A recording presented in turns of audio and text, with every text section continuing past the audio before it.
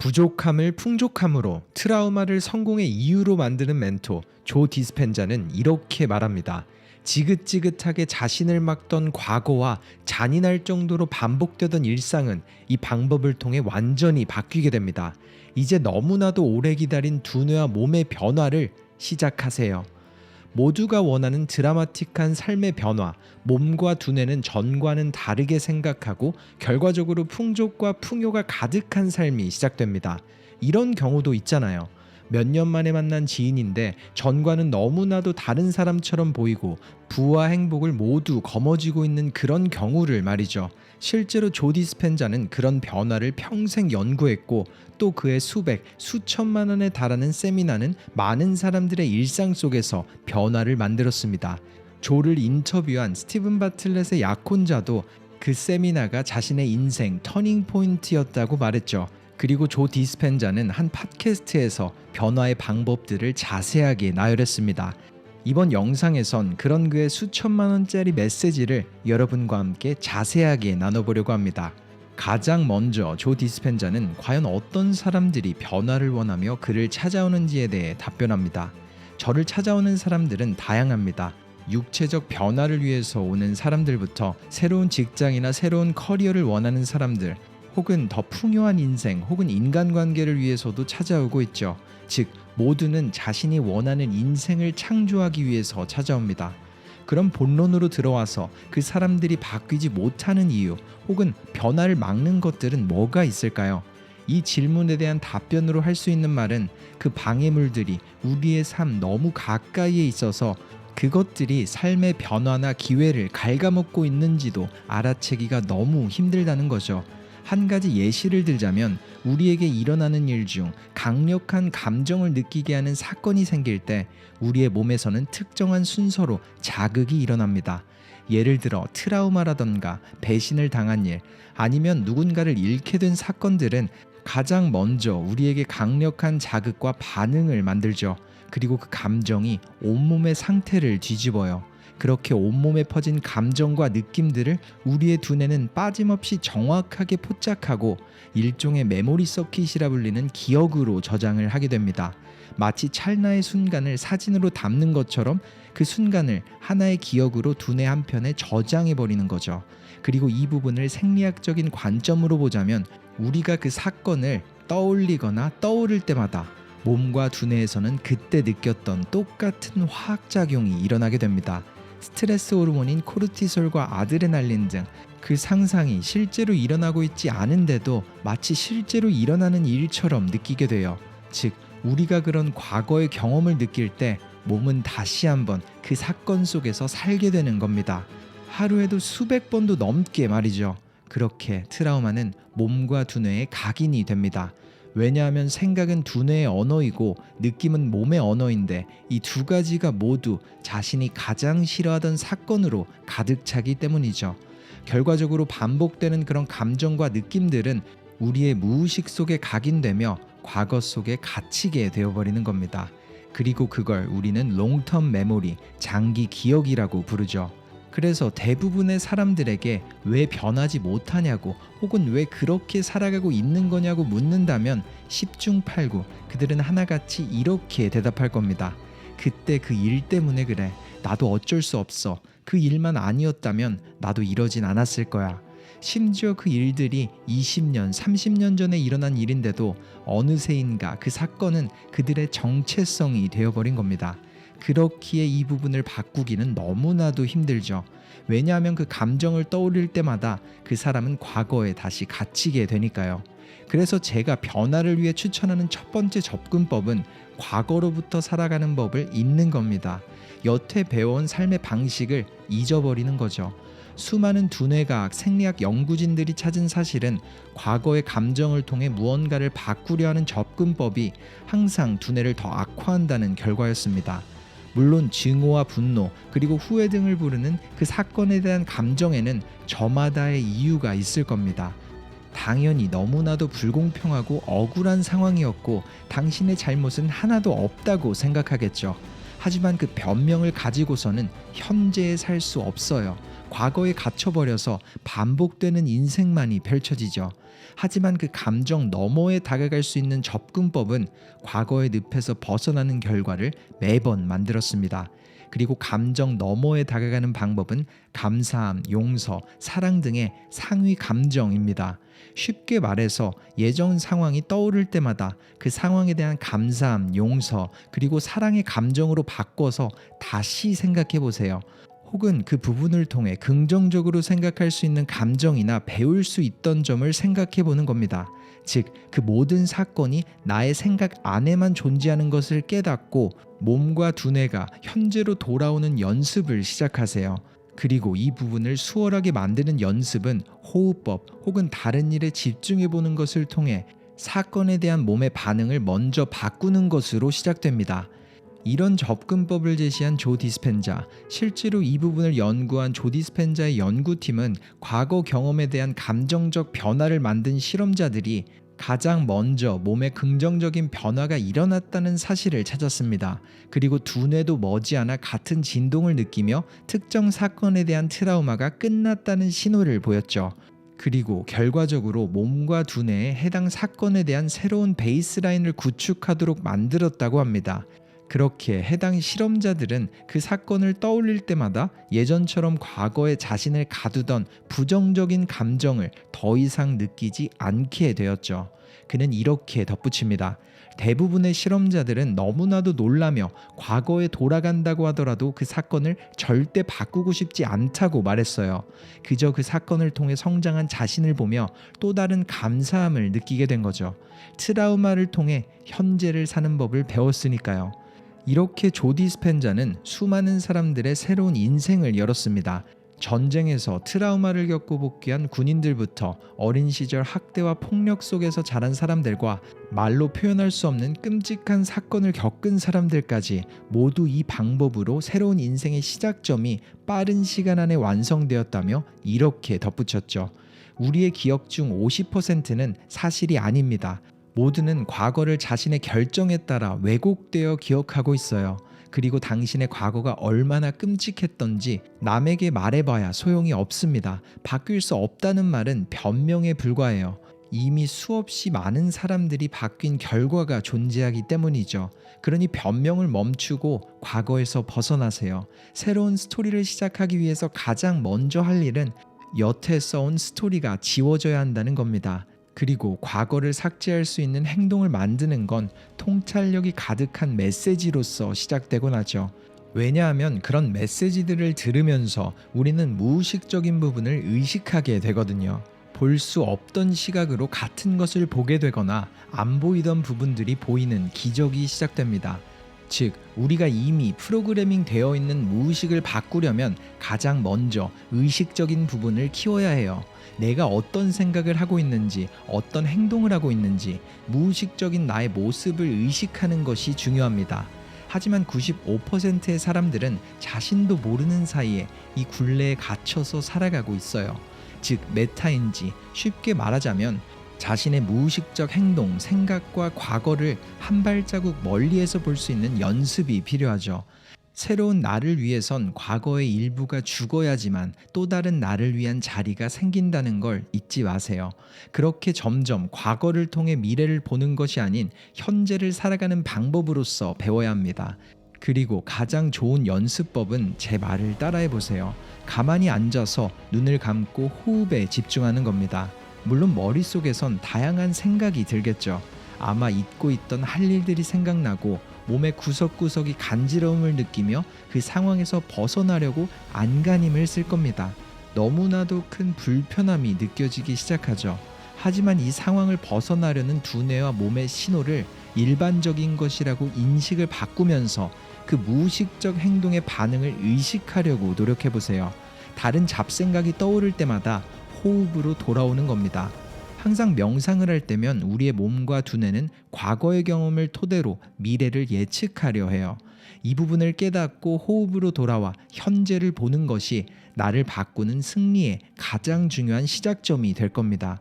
왜냐하면 무의식적인 나를 의식하는 연습이 계속될수록 무의식을 바꿀 수 있는 힘이 커지거든요. 예전에는 신경 쓰지 않았던 부분에 신경을 쓰기 시작하며 현재에 사는 느낌을 이해하게 됩니다. 그리고 아직 그 느낌을 모르는 사람들에게 힌트를 주자면 눈앞에 펼쳐진 불확실한 미래의 편안함을 느끼는 거예요. 가장 먼저 일어나는 변화는 심박수에 안정감이 생기고 그 결과로 두뇌가 새롭게 깨어나기 시작합니다. 그리고 더 창의적인 능력이 일깨워지곤 하죠. 그렇게 생각과 행동 그리고 느낌이 변하며 전과 같은 상황에서도 새로운 반응이 만들어집니다. 이렇게 너무나도 상세한 접근법을 나눈 조 디스펜자. 그는 여기서 멈추지 않고 이 메시지를 듣고도 변화를 망설이고 있는 사람들에게 이런 메시지를 던졌습니다. 사람들은 마치 인생의 위기를 기다리는 듯합니다. 심각한 질병에 걸리거나 가슴 아픈 배신을 당하는 것 등 변화를 위해서 인생의 무언가 크게 잘못되길 기다리죠. 하지만 제가 하고 싶은 말은 이거예요. 변화를 위해서 왜 위기를 기다리는가? 그런 고통 없이도 변화는 쉽게 배울 수 있습니다. 그리고 그 시작은 자신의 퍼스널리티, 정체성을 바꾸는 겁니다.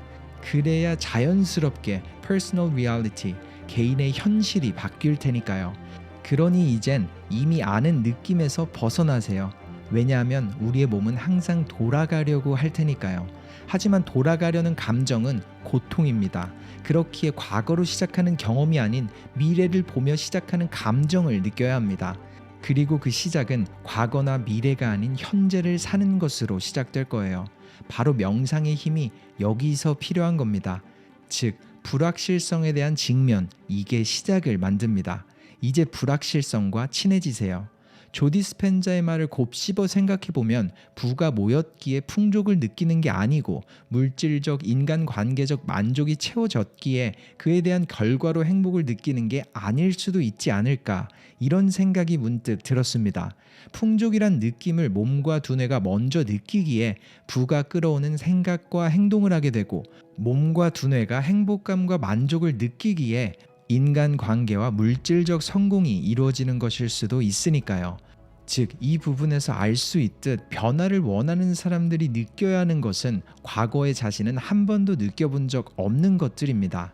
미래를 만들어가는 사고 방식을 바꿔야 하는 거죠.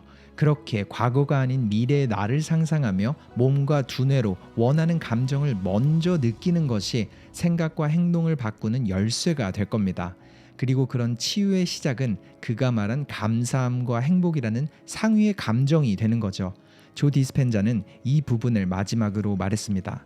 당신이 미래에 원하는 감정을 지속적으로 느끼도록, 그 느낌을 유지할 수 있도록 끊임없이 연습하세요. 꾸준한 반복은 끝내 변화를 만들 겁니다. 그리고 시간이 지날수록 믿음이 되어갈 겁니다. 다른 누구도 아닌 자신에 대한 믿음이죠. 자신을 믿는 힘, 자신감이 생기기 시작해요. 그렇게 굳건한 미래에 대한 자신의 믿음이 커질 때가 원하는 미래가 다가온다는 신호입니다. 몸과 두뇌는 꿈꿔온 미래가 이미 이루어졌다고 믿기 시작하고, 더 이상 당신은 그 미래를 꿈꿀 필요 없이 원하던 나로 살아가는 자신을 발견하게 되겠죠. 꿈꾸던 상황이 눈앞에 펼쳐지며 너무나도 익숙한 모습에 감탄이 나올 겁니다. 많은 사람들은 이 사건을 바로 동시성의 법칙이라고 말하죠. 즉, 3차원을 살아가는 이 세상에서 당신은 원하는 어떤 사람이든 될 수 있습니다. 다만 가장 중요한 포인트는 바로 여기에 있죠. 먼저 그 정체성을 찾고 그렇게 느끼며 살아가야 한다는 것. 몸과 두뇌가 그 정체성에 적응하고 나도 모르게 생각과 행동에서도 묻어 나올 때 당신은 원하던 자신이 되었다는 걸 느끼게 됩니다. 그러니 자신에게 말하는 새로운 스토리를 찾으세요. 과거로 시작되는 것이 아닌 새로운 스토리를 말이죠. 왜냐하면 변화의 잠재력과 가능성이 그곳에 갇혀 있기 때문에 진실을 자세히 들여다봐야 해요. 당신이 생각해오던 자신은 진실이 아닐 겁니다. 적어도 현재의 당신은 과거에 살아갈 필요가 없어요. 그리고 만약 그 생각이 사실이 아니라는 걸 찾을 수 있다면 결정하세요. 그 믿음을 바꿔버리겠다고 말이죠. 그 결정 자체에서 파장되는 힘은 몸과 두뇌가 새롭게 반응하게 만듭니다. 그리고 그 순간을 당신은 절대 잊지 못하게 될 거예요. 이제 변화를 시작하세요. 이번 영상 속 조 디스펜자의 메시지가 어떠셨나요? 여러분의 생각을 댓글로 함께 나눠주세요. 나를 과거에 갇히게 만들던 생각과 감정을 감사의 감정으로 바꾸는 다짐을 말이죠. 이 영상이 변화의 시작점이 되길 바랍니다. 하버드의학 전문 대학원과 MIT의 교수, 생명공학자, 그리고 기업가로서 의학, 과학, 그리고 기술 분야에서 이름을 날리며 새로운 사고방식으로 세상을 바꾸고 있는 제프 카프는 이런 메시지를 세상에 던집니다.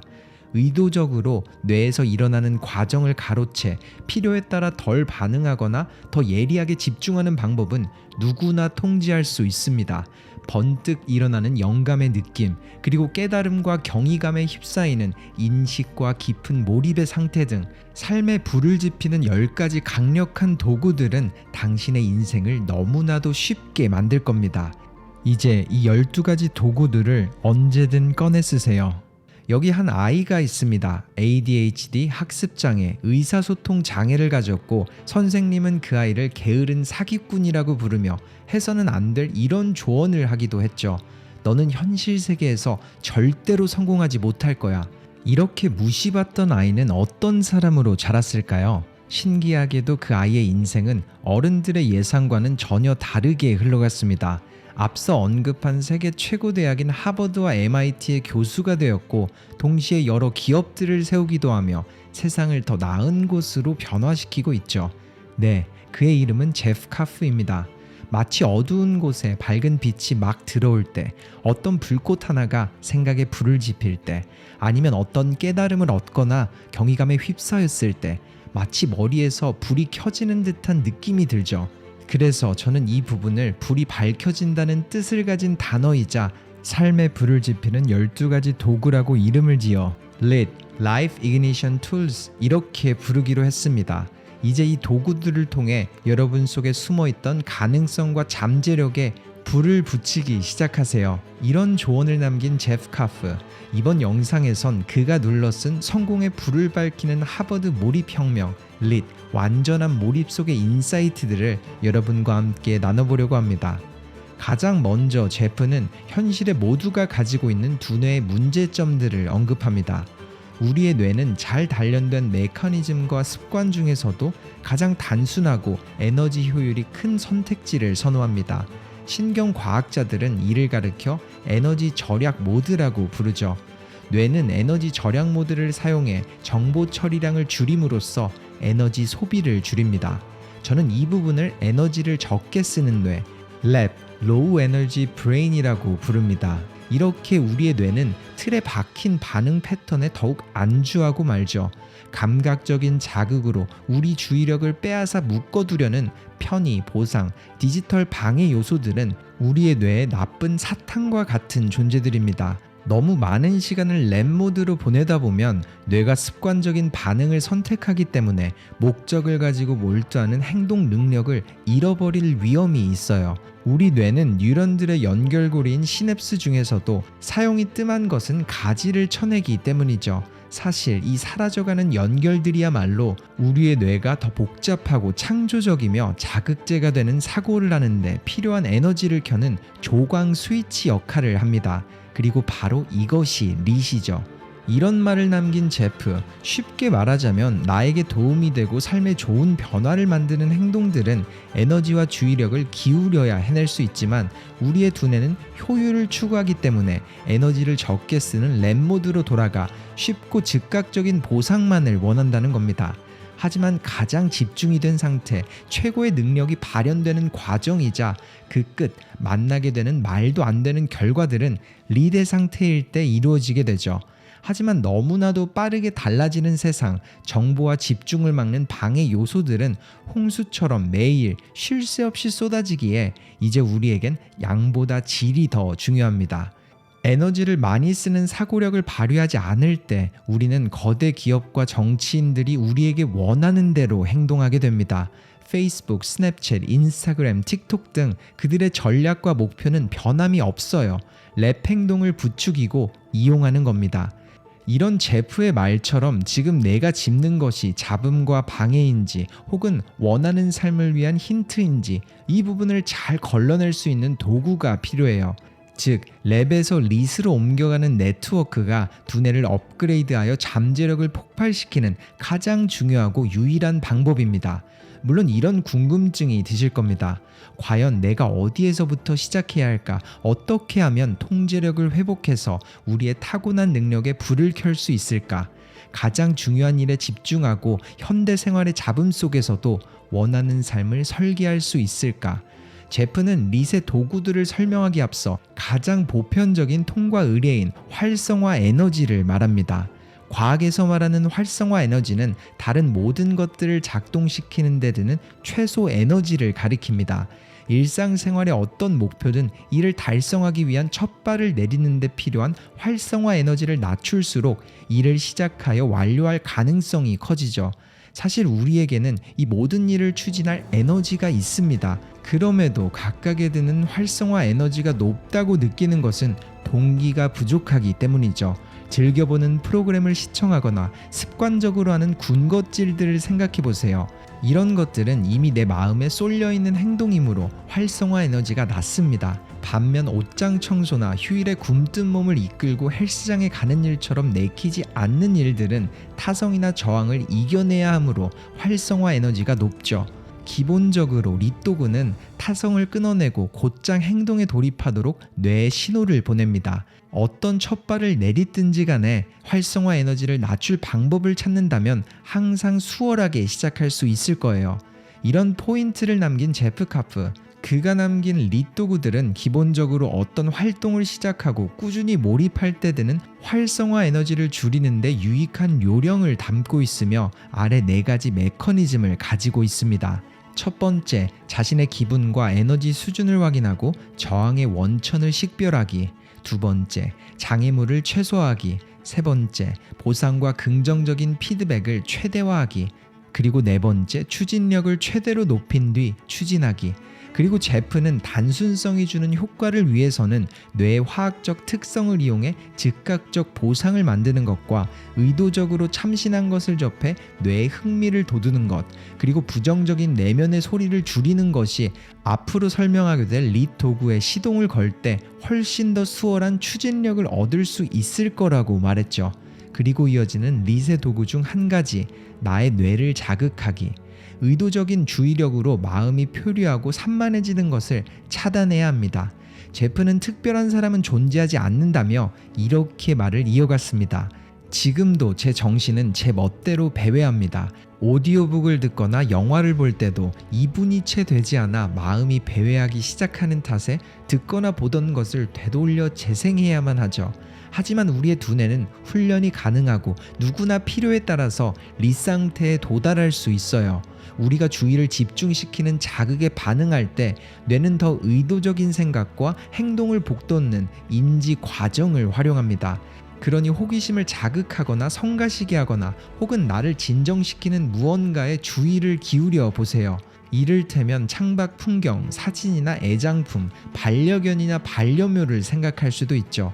이 과정에서 일어나는 주의력 에너지의 변화를 느껴보는 겁니다. 이렇게 간단한 자극들을 언급한 제프, 만약 우리가 감지할 만한 가장 작은 변화에 주의를 기울이면 하루 사이에 생겨난 작은 차이만으로도 뇌가 꾸준하게 감탄하게 할 수 있다고 합니다. 많은 시간이 필요한 게 아니라 단 5분만으로도 충분하다고 했죠. 즉, 우리에게 필요한 건 거창한 자극이 아니라 연결을 만들어내는 작은 불꽃들로도 의도적인 변화를 이루는 데 필요한 활성화 에너지를 효과적으로 낮출 수 있어요. 일상생활에서 주의력을 어떻게 다스리느냐가 사실상 삶의 전 영역을 결정합니다. 지속적인 주의력이 필요한 일, 프로젝트, 가정, 인간관계, 일생의 꿈을 성취하려고 노력하는 사람이라면 이를 실행할 에너지가 희미해질 때 어떤 느낌이 드는지 알 겁니다. 즉, 자극하기는 주의력을 되살리는 새 에너지를 심어줘요. 그러니 목적을 가지고 자극을 시작하세요. 그렇게 하고 싶은 것, 해야 할 것, 그리고 중요하지 않은 것들을 구분해 나가는 겁니다. 제프 카프의 두 번째 릿 도구, 새롭게 다르게 하기. 이 도구는 쉽게 말해 주어진 순간에 여태 하지 않았던 다른 것 혹은 다른 방식으로 실행하는 겁니다. 친숙한 일상을 벗어나는 사소한 일탈은 우리의 뇌를 자극하게 되고 변화에 대한 뇌의 자연스러운 저항을 극복할 때 우리는 새로운 창의성으로 새로운 뉴런들이 네트워크를 형성할 틈을 만들죠. 즉, 새로운 방식으로 행동하는 사소한 변화는 뇌의 발동을 걸어 가능성이라는 엔진의 속도를 높여요. 그는 하버드 대학의 신경학 교수 루돌프 탄지의 조언을 인용했습니다. 패턴은 질서를 만들어내지만 계속 반복하는 패턴은 정체되어 부패합니다. 즉, 우리는 변화가 필요합니다. 그렇지 않으면 새로운 것을 실행할 에너지를 잃게 됩니다. 이처럼 제프의 두 번째 릿 도구는 아주 간단하게 평소 안 쓰던 손으로 글씨를 쓰기, 출근 혹은 퇴근길 아니면 익숙한 곳에 갈 때 다른 경로로 가보는 연습 등 아주 간단한 변화들로 뇌에 새로운 자극을 주는 거죠. 그는 말합니다. 간단한 일들도 뇌 학습 회로를 활성화합니다. 거창하고 대단한 것이 아니라 그저 내 뇌에 건강한 자극을 주겠다는 단순한 의도라 해도 임무를 완수한 거예요. 평소 내 성미에 맞지 않는 것을 해보도록 뇌에 요구하면 인지적으로 짜증이 일어나는데 이 순간이 창의성을 자극할 수 있거든요. 또한 새롭거나 위험한 것을 시도하면 도파민 분출이 일어나 노력에 대한 보상도 얻게 됩니다. 그러니 이제부턴 defamiliarization, 해오던 일을 낯설게 하기로 관점을 바꿔보세요. 삶의 불을 지피는 세 번째 릿도구, 멈춤 버튼 누르기. 많은 사람들이 놓치고 있는 부분 쉼표. 제프는 우리가 앞길을 바로잡을 때도 꽉 막힌 상황을 풀 때도 필요한 건 바로 휴식뿐이라고 이렇게 덧붙입니다. 모든 생명은 멈춤이 발휘하는 회복의 힘에 의존합니다. 그리고 이에 관한 생물학적 신호가 인간의 24시간 주기 리듬에도 내재되어 있죠. 우리에게는 수면이 주는 멈춤도 필요하지만 최대한 원활하게 기능하고 정신 건강을 지키려면 낮 동안에도 멈춤이 필요합니다. 그런데도 우리는 이를 알리는 경고음을 수시로 꺼두거나 그 소리를 아예 듣지 못하곤 해요. 특히 디지털 시대의 소음 속에서는 더더욱 그렇죠. 그렇기에 살면서 의도적으로 잠시 멈추는 전략이 필요합니다. 즉, 에너지가 고갈되기 전에 주도적으로 잠시 멈추면서 자신을 회복해야 하죠. 이건 선택사항이 아니라 필요사항입니다. 제프는 이 부분에 자신의 주장을 뒷받침하는 게브리언의 두뇌 시냅스 연구를 인용했습니다. 그 결과는 다음의 문장과 같죠. 학습은 연습 사이사이의 휴식 동안 일어납니다. 뇌가 학습하려면 실제로 물리적 변화를 겪어야 하는데 바로 휴식할 때 정보를 간직하게 되죠. 뇌가 이런 종류의 재구성을 할 수 있으려면 바로 그 시간에 뇌를 써서는 안 됩니다.